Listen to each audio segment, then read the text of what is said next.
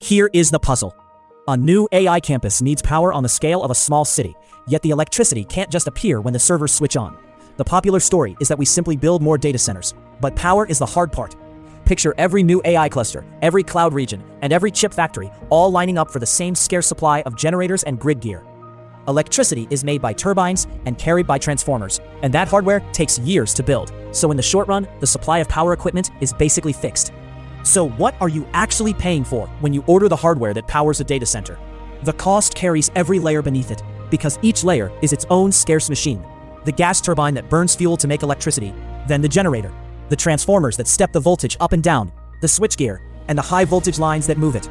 Here is the part most people miss. None of those layers is fast, and none flexes overnight, because a turbine line, a transformer, and the skilled crews to install them are all scarce. So a multi-year order book isn't a quick win.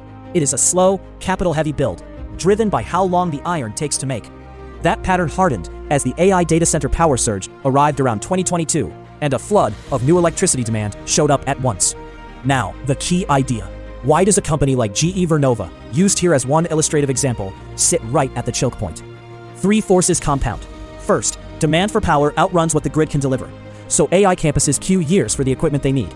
Second, a maker of both the turbines that generate electricity and the grid gear that moves it can serve that demand more completely than a single product supplier.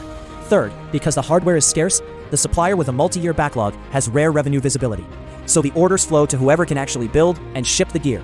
The electrification era rehearsed this. When a society electrifies, whoever makes the iron core of the grid becomes a backbone. So who actually feels this, and how?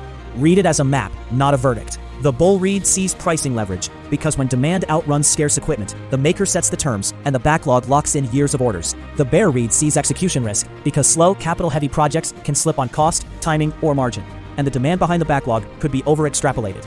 Grid and chip suppliers see steadier demand, because every powered campus needs more iron and copper, and utilities feel the strain of connecting it all. One backlog, two honest reads, refracted by where you sit. So go back to the opening puzzle. If AI's hunger for electricity is exploding, why can't the power just show up? The lesson is this. The demand is the easy part. The bottleneck is the hardware that generates and moves power. And a name like GE Vernova is one illustrative example of the bottleneck supplier between AI and the grid. Could the backlog still disappoint? Yes, if projects slip or demand was over-extrapolated. A turbine takes years, while a forecast can change fast. Recall the anchors. The grid traces to the 1880s, gas turbines scaled in the 1990s, and the AI power surge arrived from 2022. This is an explainer, not advice. GE Vernova is illustrative, not a recommendation. Always verify the specifics yourself. The demand is loud. The hardware decides when power arrives.